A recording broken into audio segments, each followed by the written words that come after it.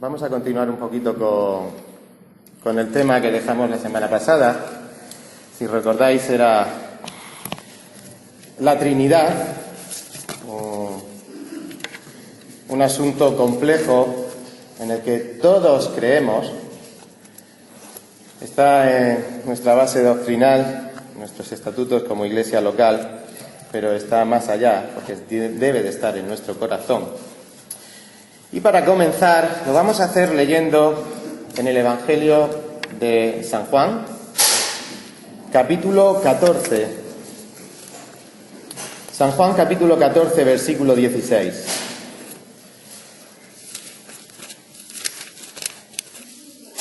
Juan 14, 16, dice la palabra del Señor: Y yo rogaré al Padre, y os dará otro Consolador, para que esté con vosotros para siempre.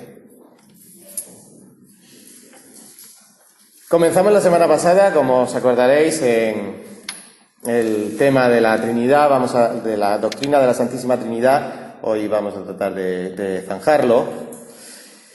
Pero como introducción y a mano de resumen, pues me gustaría repasar un poquito de la mucha información que se dio la semana pasada y que entró todo de golpe en la cabeza y a lo mejor alguna cabeza se abrió como un melón. Pero vamos a ir. En primer lugar, vimos un punto que nos tiene que quedar claro, y es que hay misterios en la Biblia que no seremos capaces de resolver en toda nuestra vida. Eso tiene que quedarnos claro. La Biblia tiene unas profundidades tan grandes que a lo largo de nuestra vida, por mucho incluso que la estudiáramos, no llegaríamos a entenderlo. Es palabra de Dios. Además, Dios quiere que le conozcamos. No nos pide que le comprendamos. Pero Él sí, su intención es que le conozcamos. Y por eso dejó su santa palabra para nosotros. Así que, en tercer lugar, no es tanto entender, sino creer. Está aquí en la palabra. Debemos de creerlo. Dios es eterno. Dios es infinito. Es inmutable. No cambia. Así que sobrepasa la capacidad de comprensión que tiene el ser humano, que no es eterno, sino que es mortal. Que no es infinito, somos limitados. Y que no somos inmutables. Al contrario, somos volubles, vamos cambiando. A veces para bien. Vamos cambiando a lo largo de la vida y la vida nos va depurando. Otras veces vamos a peor, somos volubles. Y por último, para conocer las cosas de Dios, nos tiene que quedar clara la palabra de Dios. Dice segunda de Pedro, capítulo 1, versículo 19. Segunda epístola de San Pedro, capítulo 1, versículo 19. Tenemos también la palabra profética más segura, a la cual hacéis bien en estar atentos, como en una antorcha que alumbra en lugar oscuro. Este mundo es un lugar oscuro. Conocer la plenitud de Dios con unos ojos tan mal ajustados para la eternidad y para la divinidad sería difícil. Si no fuera, ¿por qué? Porque tenemos la palabra profética más segura, que alumbra como en un lugar oscuro.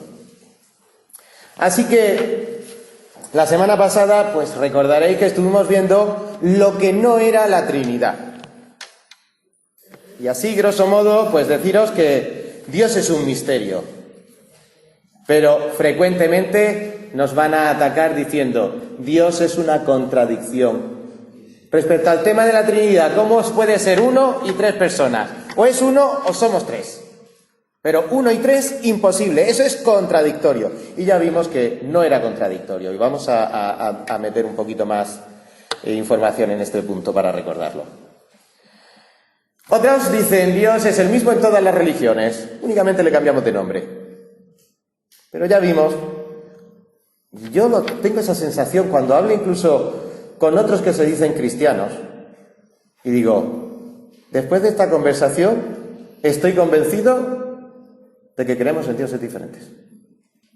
A poco que empecemos no, estos hermanos de otra religión, vamos a hablar de los hermanos que puede haber en la Iglesia Católica. Pero en general, cuando hablamos con otra religión que se llama cristiana, decimos, si queremos hacer una conversación un poquito profunda, un poquito edificante, decimos, pues se parece tu Dios al mío como un huevo a una castaña. Y perdonad la expresión. Así que no todas las religiones tienen un mismo Dios con el mismo nombre, con diferentes nombres. Falso. Y si no, que se lo digan a los musulmanes respecto a nuestro Dios y lo que nosotros pensamos de Alá. Con todo respeto, eso sí. Los cristianos somos politeístas. Eso dicen los musulmanes de nosotros. Dios Padre, Dios Hijo, Dios Espíritu Santo, ¿cómo va a ser Dios? 3 personas. No. Vosotros creéis en 3 dioses. A las 3 personas le dais el carácter divino, pero en mi cabeza, recordad siempre nuestras cabezas que están limitadas a el tiempo, están limitados, como hemos dicho, a lo mortal, a lo limitado, contrario a lo eterno, y a los cambios. Somos volubles. Así que otro de los palabras que vimos la semana pasada fue el triteísmo, parecido al politeísmo. De hecho, deriva en el politeísmo. El triteísmo, 3 esencias divinas diferentes. ¿Pero qué veíamos? Que eso es falso, según las Escrituras. Dios es uno. Oye, Israel, el Señor tu Dios, el Señor uno es, una esencia. Y los triteístas, a lo largo del desarrollo de las doctrinas en la Iglesia, pues dijeron, como eso no lo entiendo, pues eso de ser una esencia, no, serán 3 esencias divinas, que al final lo que derivaba era otra vez en el politeísmo. Luego vimos el monarquismo. Bueno, recuerdo lo que creen los testigos de Jehová. Hay una escala en la que Dios es soberano por encima de todo, el monarca, para entendernos. Después vendría Jesucristo como primer ser creado también con naturaleza divina, pero ya no es eterno. Y en tercer lugar vendría ese Espíritu Santo que viene de Dios, pero no es una persona, es impersonal y es alguna fuerza poderosa que se mueve a lo largo de las Escrituras y por el mundo. Eso es el monarquismo. No, eso no es lo que nos enseñan las Escrituras y vamos a ver hoy. Y por último vimos el modalismo, cómo entender con analogías lo que no podemos entender porque Dios sobrepasa cualquier concepto lógico que podamos tratar de ver. ¿Os acordáis del trébol de 3 hojitas? Cada hojita, Dios Padre, Dios Hijo, Dios Espíritu Santo, se quedaba falto. Ese hombre de la familia que podía ser padre, que podía ser esposo, que podía ser también hijo, se queda corto completamente, sigue siendo el mismo hombre, no 3 personas diferentes como nos dice la Trinidad. Y finalmente, pues vimos como el modalismo en agua, que puede ser gas, que puede ser hielo y que puede ser líquido, se nos queda completamente corto porque no puede haber agua, hielo y gas al mismo tiempo. Líquido, sólido y gaseoso no lo puede haber al mismo tiempo. En cambio, sí vemos que en las Escrituras las 3 personas de la Trinidad, y lo vamos a volver a ver hoy, aparecen en un mismo lugar, en un mismo espacio, en un mismo tiempo. De ahí salía la herejía del modalismo, en el cual algunos corrientes cristianas, como son los pentecostales unitarios, piensan que Dios se manifestó como Padre en el Antiguo Testamento, como Hijo en el Nuevo Testamento y como Espíritu Santo en los días de hoy. Eso es completamente falso a la luz de las Escrituras. Así que hemos leído Juan 14, 16. Yo rogaré al Padre y rogaré para que os dé el Espíritu Santo. 3 personas. El Señor Jesucristo, en su función de sumo sacerdote, en su función sacerdotal, está intercediendo por el Padre. Yo rogaré al Padre, se dirige a otra persona, para que os dé el Espíritu Santo. No para que me dé a mí mismo, sino para que dé al Espíritu Santo. El Hijo le pide al Padre. ¿Y qué le pide? Que envíe el Espíritu Santo. Vamos al lío. No quiero liaros, pero vamos al lío. Vamos a ver hoy que para empezar a tener el concepto adecuado de la Santísima Trinidad, primero tenemos que identificar que existe una pluralidad en la esencia. ¿Recordáis? La esencia divina es una, Dios es uno. Pero dentro de esa esencia hay una pluralidad de personas. Y en segundo lugar, probar también por las Escrituras que existe una unidad que es trinitaria. Eso lo podemos hacer con muchos argumentos, pero el único argumento real que nos puede servir para defender nuestra fe en la Santísima Trinidad, ¿dónde se encuentra? En las Escrituras. Así que como la semana pasada hablamos de las personas que no se basan en las Escrituras o se basan falsamente en las Escrituras para contradecir la Trinidad, hoy nosotros tenemos que aprender a defender esta doctrina de nuestra fe por medio de las Escrituras. Así que la pluralidad. Y para eso, para defender este término, tenemos que situarnos ante las Escrituras con diferentes perspectivas. La perspectiva, sabéis lo que es, ¿no? Yo me pongo por aquí y tengo una perspectiva diferente y veo cosas que si me pongo por aquí tengo otra perspectiva diferente. Juntando las dos perspectivas, la visión de los dos ojos, ¿qué pasa? Que tengo una visión más completa. Así que nos vamos a acercar primero desde una perspectiva, otro palabra, lo siento, Elvi, ontológica. Bueno, básicamente, ¿qué es lo que quiere decir? Define quién es la Trinidad, las personas. Y luego nos pondremos a ver las Escrituras desde una perspectiva económica. ¿Qué quiere decir? ¿Qué hace la Trinidad? Así que tengo que entender quién es y qué hace. Y sabiendo quién es una persona y a lo que se dedica, puedo conocer mejor a la persona. No es tan difícil, ¿verdad? Perspectiva ontológica y perspectiva económica. No es tan difícil. ¿Quién eres y qué haces? Dios, ¿quién eres y qué haces? Cualquiera de nosotros tiene que dar esa información para que nos conozcan. Bueno, pues esa información, ¿dónde la vamos a encontrar? En las Escrituras. La pluralidad. Si intentamos entender a través de las Escrituras la pluralidad, esa diversidad de personas dentro de la divinidad, desde una perspectiva ontológica, es decir, quién son esas personas, podemos leer Mateo 28, 18. Acompañadme, por favor. Mateo 28, 18, la Gran Comisión.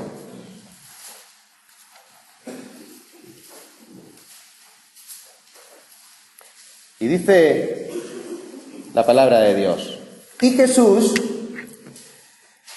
se acercó y les habló diciendo: toda potestad me es dada en el cielo y en la tierra.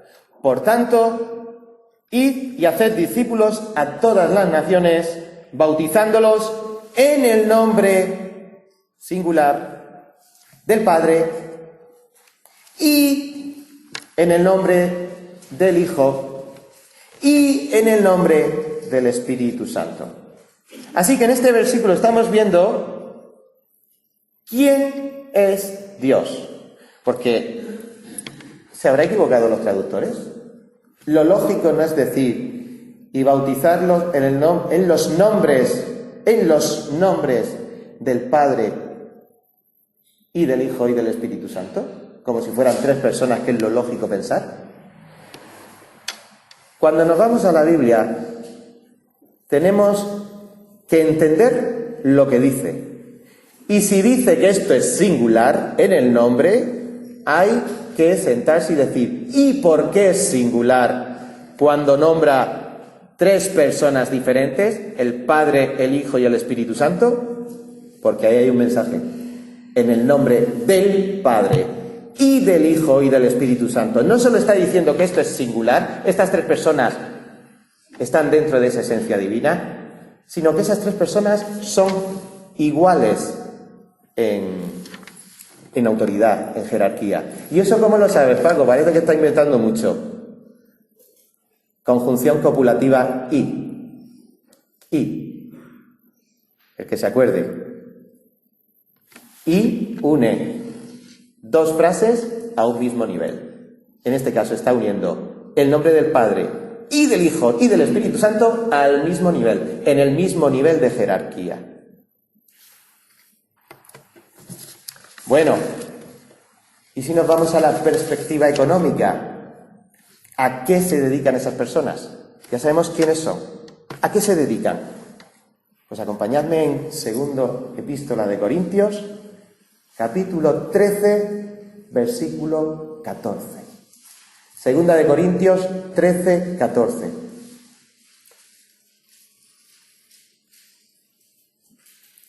La gracia del Señor Jesucristo, el amor de Dios y la comunión del Espíritu Santo sean con todos vosotros. Lo repetimos otra vez. Aquí está enumerando tres verbos diferentes con tres sujetos diferentes. ¿Qué hacen estos miembros de la Trinidad? La gracia del Señor Jesucristo. Por gracia sois salvos. ¿A quién debemos nuestra salvación? A la obra redentora, a la obra vicaria. ¿Qué quiere decir vicaria? Vicario, sustituto. Luego hay otras acepciones que tienen que ver con los cargos en la Iglesia Católica normalmente. Pero la palabra vicario quiere decir sustituto. Así que la obra vicaria de Cristo, por la gracia de Jesucristo, ahí está indicándonos qué es lo que hace la segunda persona de la Trinidad. El amor de Dios, el Padre. Y si no nos hubiera amado, ¿pensáis que a su amado Hijo lo hubiera dejado morir en la cruz por nosotros? La obra del Padre, el amor del Padre, que desde la infinita eternidad ha provisto de una salvación tan grande en Cristo Jesús por amor a nosotros. Y la comunión del Espíritu Santo.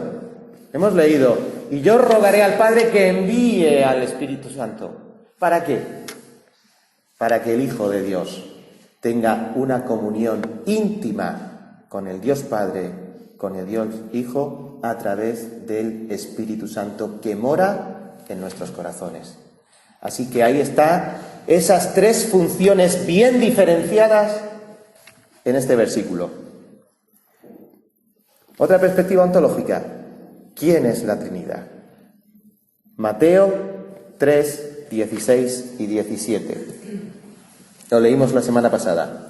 Y Jesús, después que fue bautizado, subió del agua, y he aquí los cielos fueron abiertos, y vio al Hijo de Dios que descendía, el Espíritu de Dios que descendía como paloma, en forma de paloma, no que fuera una paloma. Y después está la declaración de Dios Padre desde el cielo que dice: este es mi Hijo amado en el cual tengo mi complacencia. Ahí están otra vez las tres personas de la Trinidad: el Hijo, el Padre dando testimonio y el Espíritu Santo estando ahí como testigo. Pensad en una cosa. En la antigüedad, y yo creo que todavía, el testimonio de una persona, para que sea verdadero, tiene que estar avalado por al menos dos testigos. No solo el que habla, sino otro que corrobore, lleva razón. Eso en un juicio es imprescindible. Pues aquí tenemos cómo Jesús, al subir de las aguas del bautismo, está siendo testimoniado, está siendo ratificado por el Espíritu Santo que está ahí presente como testigo y el Padre de los cielos diciendo: este es mi Hijo amado. Tres personas en un momento determinado, concreto de la de la historia. Muy bien, pues para que esto podamos seguir avanzando un poquito, tenemos que entender que estas tres personas que forman la Trinidad, que forman la esencia divina, o que forman parte de la esencia divina, son diferentes entre sí. El Padre es el Padre, el Hijo es el Hijo y el Espíritu Santo es el Espíritu Santo. Son diferentes entre sí, pero tienen un solo propósito. Esto es importante, porque ¿podemos ser nosotros diferentes los unos de los otros? No podemos, lo somos. ¿Y dónde vienen los codazos o las diferencias de opinión? Cuando tenemos diferente propósito. Por eso no podemos hablar según de qué cosas si no queremos liarla. ¿Vamos a hablar de fútbol? No, porque no todos vamos a apoyar al mismo equipo. Hay diferentes propósitos. ¿Vamos a hablar de política? No, porque vamos a apoyar a diferentes partidos y ahí puede haber un choque de propósito. Pero en la realidad de la Santísima Trinidad hay tres personas diferentes que van a una, al mismo propósito. Y esa es la idea que también, de alguna manera, tenemos que tener en nuestra mente cuando, como miembros de la Iglesia, podemos y somos diferentes los unos a los otros, pero tenemos que aspirar a un mismo propósito, la gloria de Dios y el adelanto de su reino. Así que son tres personas diferentes. El Padre es diferente al Hijo. Juan 8, 17 y 18. Y en vuestra ley está escrito que el testimonio de dos hombres es verdadero. Yo soy el que doy testimonio de mí mismo, habla el Señor Jesucristo. Y mi Padre, que me envió, da testimonio de mí. Son dos personas diferentes que dan testimonio de Jesús. El de Jesús y el Padre que da testimonio. Estaba en la ley. Estaba en la ley. El Padre es diferente al Espíritu Santo. Lucas 11:13. Lucas 11:13. El Padre es diferente al Espíritu Santo. Pues si vosotros, siendo malos, sabéis dar buenas dádivas a vuestros hijos, cuánto más vuestro Padre Celestial dará el Espíritu Santo a los que se lo pidan. El Padre no da al Padre, el Padre da al Espíritu Santo. Así que hay dos personas también diferentes. Y el Hijo no es el Espíritu Santo. Lo leemos también. Por tanto, os hago saber que nadie que hable por el Espíritu de Dios llama anatema a Jesús. Y nadie puede llamar a Jesús Señor, sino por el Espíritu Santo. Ahí estamos viendo otra vez dos personas diferentes, Jesús y el Espíritu Santo, y esa obra mediadora, en este caso, del Espíritu Santo, que obrando en el corazón de la persona, hace que ésta confiese a Jesús como Salvador. Por tanto, os hago saber que nadie que hable por el Espíritu de Dios llama anatema a Jesús. Y nadie puede llamar a Jesús Señor, sino por el Espíritu Santo. Os estaba diciendo que estas tres personas de la Trinidad van con un mismo propósito. Pero sus voluntades son diferentes. Cada uno tiene su propia voluntad. Esto es interesante y lo vuelvo a repetir. Para que las cosas marchen, cada uno de nosotros que tenemos una voluntad diferente, tenemos que ir con un mismo propósito. En esto debemos de estar de acuerdo. Este tiene que ser el propósito de la Iglesia para poder ir adelante. Así que la Trinidad son tres personas y tres voluntades diferentes. ¿Cómo se prueba esto?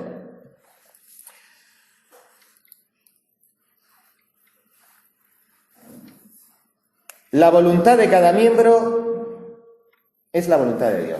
Esto para empezar. ¿Entendemos esto?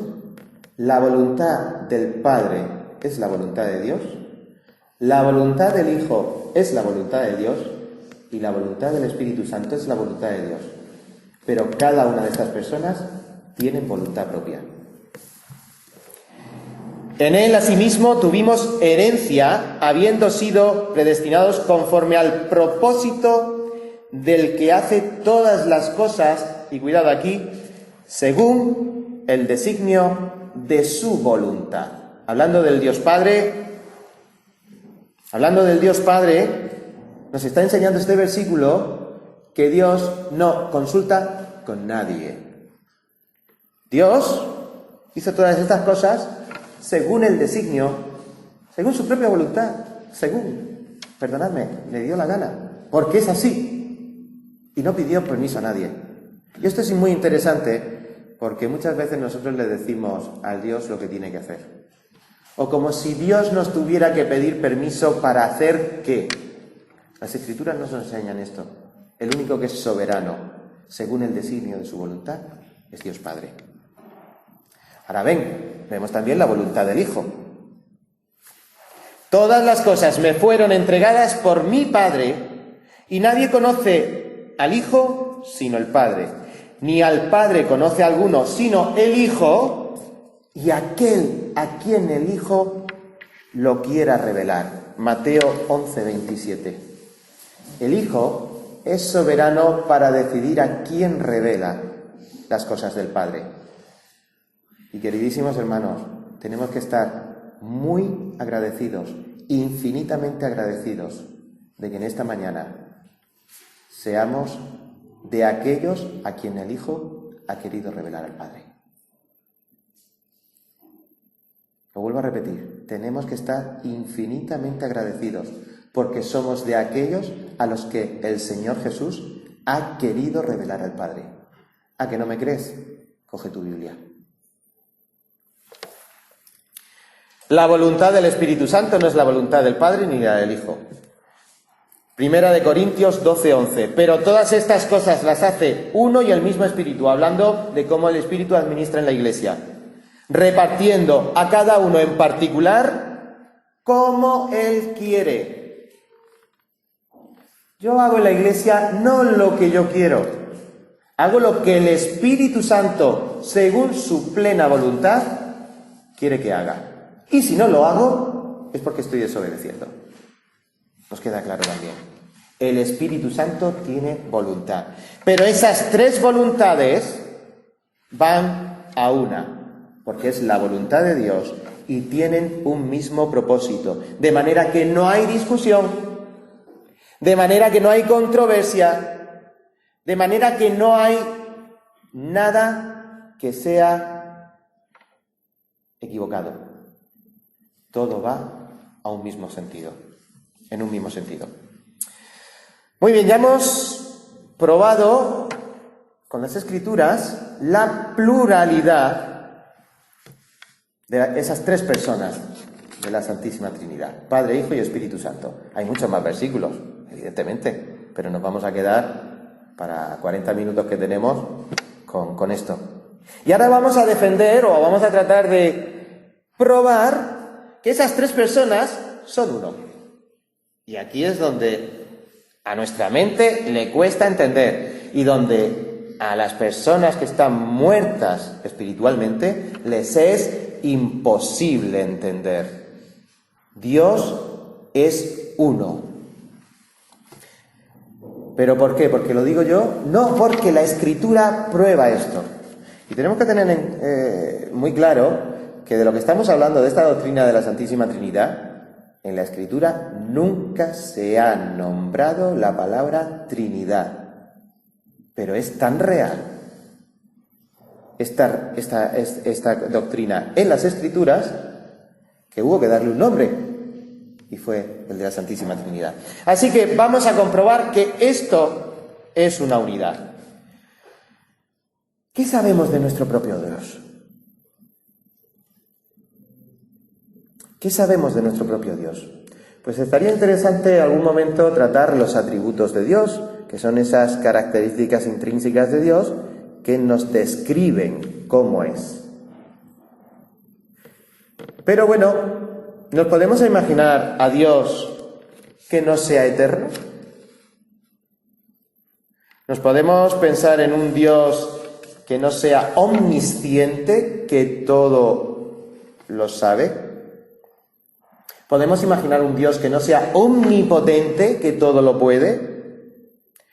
¿Podemos imaginar un Dios que no sea santo? No.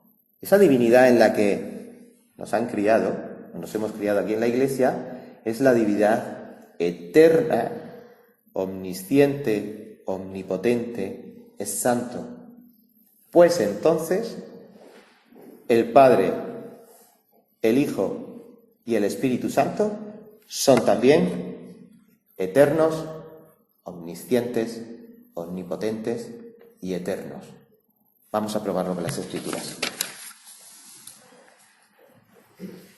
La eternidad o la unidad de la eternidad del Padre. Tened en cuenta, estamos viendo unidad, y esta unidad la vamos a ver a través de estos atributos divinos. La unidad en la eternidad del Padre. Pero que ha sido manifestado ahora y que por las Escrituras de los profetas, según el mandamiento del Dios eterno, se ha dado a conocer a todas las gentes para que obedezcan a la fe. Según el mandamiento de Dios eterno. La unidad en la eternidad del Hijo. Miqueas 5:2. Pero tú, Belén Efrata, pequeña para estar entre las familias de Judá. Estamos hablando de un texto mesiánico, es decir, que está referido al Hijo. De ti saldrá el que será Señor en Israel. Y atención, porque no se nombra aquí la palabra eternidad, pero sí su significado. Y sus salidas, las salidas de este joven que saldrá de Judá, de Belén, sus salidas son desde el principio de los días hasta la eternidad. Así que alguien que puede salir desde el principio hasta la eternidad, que es eterno. ¿Y quién es? El Señor Jesucristo, en la profecía de Miqueas 5:2. La unidad en la eternidad del Espíritu Santo.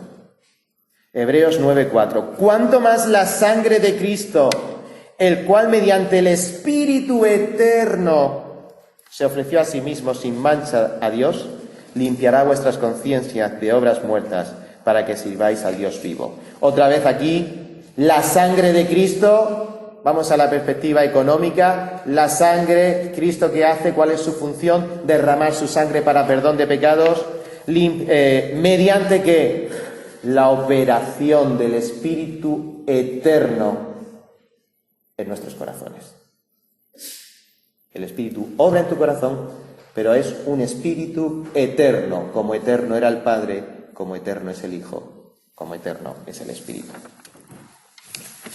Omnisciencia, todo lo sabe, el gran hermano, está pendiente de todo, no se le escapa nada. La unidad en la omnisciencia del Padre, el Padre todo lo sabe.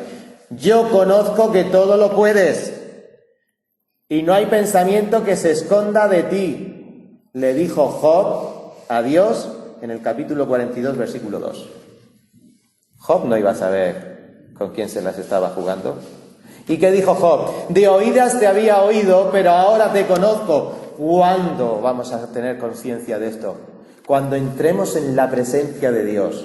Y la presencia de Dios, Dios habla. ¿Cómo nos habla? Por las Escrituras. Así que yo conozco que todo lo puedes. Job llegó un momento en su vida, en esa dramática vida, en la que se dio cuenta que todo lo puedes. Porque el Padre es todopoderoso. La unidad en la omnisciencia, todo lo conoce. La omnisciencia del Hijo. Le dijo la tercera vez: Simón, hijo de Jonás, ¿me amas? Pedro se entristeció de que le dijese la tercera vez: ¿me amas? Y le respondió: Señor, tú lo sabes todo. ¿Sabéis el pasaje, verdad? Pedro ha negado a Jesús En un momento, tras la resurrección, se aparece personalmente a él en la playa, tendrán un momento de intimidad y Jesús le perdona. Pero claro, le está diciendo, ¿me amas? ¿Me amas? ¿Cuántas veces nos tiene que decir a nosotros, ¿me amas? Señor, si ya sabes cómo soy, que a Pedro lo dejo en mantilla. Si él te negó 3 veces. Menos mal que no has apuntado las veces que yo te he negado. Pero Señor, tú lo sabes todo. Pedro estaba seguro de eso. Y nosotros tenemos que estar seguros que el Señor sabe todo y nos conoce en profundidad, a todos nosotros, y conoce todas las circunstancias del universo. Tú lo sabes todo. Porque Jesús es la unidad divina en la omnisciencia. Y omnipotente. También la omnipotencia, ese atributo divino, se da en las 3 personas de la Trinidad, así que por eso son uno. Ese atributo, dice Génesis 17:1, era Abraham de 99 años cuando le apareció el Señor, hablando del Padre, y le dijo, yo soy el Dios Todopoderoso. Tenía que decírselo, porque lo que le iba a decir no era, menino, nene, con tus 100 años y tu mujer con 99, vais a ser papás, qué lindo.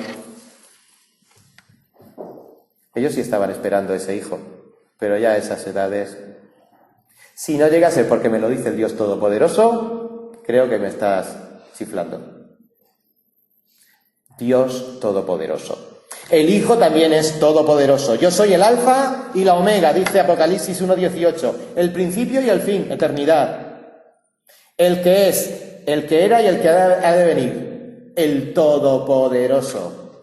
Lo está diciendo Jesús ante su siervo Juan, en una aparición profética, el Alfa y la Omega, la eternidad y el poder de Dios en Cristo.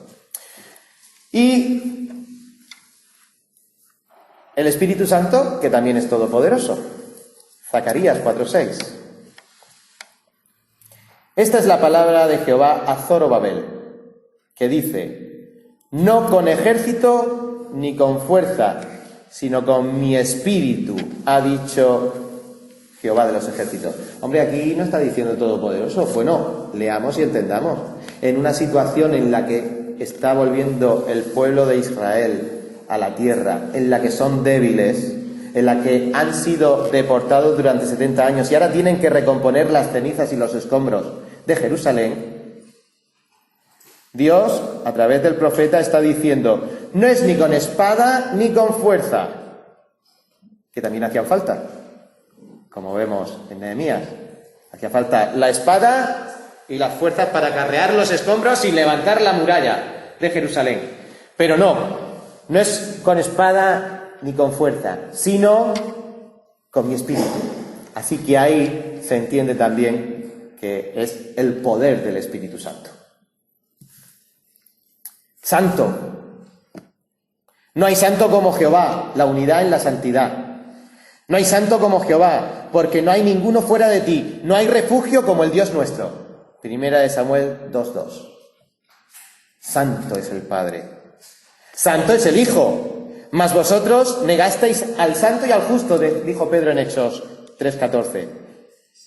Negasteis al santo y al justo y pedisteis que se os diese un homicida. Al santo referido a Jesús. ¿Y el Espíritu Santo? ¿Qué más queréis? Si el Espíritu es santo. Se va el tiempo. Podríamos hablar y hablar de otros atributos, esa unidad de la esencia divina en esas 3 personas claramente diferenciadas, como hemos visto, como que dan el poder. El Padre da poder, el Hijo da poder, el Espíritu Santo da poder. Domingo le estaba mencionando, ¿quién levanta al afligido? ¿Quién nos da alas como de águila para remontar el vuelo? Da poder, santifica. Hablaremos también en algún momento de la santificación, imprescindible para honrar a Dios. Salva. Tantas cosas ha hecho ese Dios trino en nuestra vida y quiere seguir haciendo. Así que para terminar, solo tenemos que tener ya clara una cosa. para que esto tenga obra en nuestra vida, ¿qué tenemos que hacer? Acercarnos a la palabra. Es la base de nuestra fe. Es la base para conocer a ese Dios inmarcesible, incontaminado. Es tan sumamente para nosotros que la única manera de que podamos conocerlo es a través de la palabra de Dios, aunque no lo entendamos a veces. ¿Os acordáis del cable de fibra óptica que os enseñé la semana pasada? Pues yo sigo sin entender cómo funciona eso, pero es real. Yo tengo wifi en mi casa y megas, y Domingo creo que tiene hasta el Netflix, ¿no? ¿Qué es lo que tiene? Todos tenemos algún canal de televisión, alguna información que nos llega por esa cosa tan rara que sin entenderla es. Las Escrituras nos dicen esto. Así que nos hacemos cargo de que la Trinidad no es una doctrina fácil de asimilar. No digo comprender, pero la podemos asimilar. Nos hacemos cargo que la verdad no depende de nuestra capacidad de explicarla. La verdad es, aunque tú no sepas explicarla, aunque yo no sepa explicarla. Y si no tienes claro, medita en su palabra. Dice Santiago, si a alguno le falta sabiduría, pídasela a Dios. ¿Y la sabiduría dónde está? En las Escrituras. Así que pide. El Espíritu Santo está deseando actuar en nuestra vida para ampliar esa sabiduría, para ampliar ese conocimiento de esa Santísima Trinidad tan incomprensible pero tan real. Y si acaso me dices, la Biblia para mí no me dice nada, es letra muerta. No, el muerto eres tú. Pensémoslo. Si la Biblia no nos dice nada y pensamos que es letra muerta, el muerto eres tú. Y si estás muerto, no tienes vida. Pide a que el Señor se digne a llegar a nuestro corazón y el Espíritu Santo abra el entendimiento para que, como vimos a lo largo de los Evangelios, cuando Jesús hacía un milagro que era imposible. Cuando resucitaba a un muerto, es que estaba muerto. Fina lo ha dicho en su oración. Cada uno de nosotros somos un milagro. Así que nuestra responsabilidad es estar preparados, otra vez, como la semana pasada. ¿Para qué? Para presentar defensa con mansedumbre y reverencia ante todo el que os demande razón de la esperanza que hay en vosotros. Que solo a Dios sea la gloria. Amén. Nos despedimos en oración. Señor, queremos darte infinitas gracias por tu palabra, queremos darte infinitas gracias porque nos permites la libertad de un lugar abierto al público y a tus hijos, para poder reunirnos y para poder abrir tu palabra.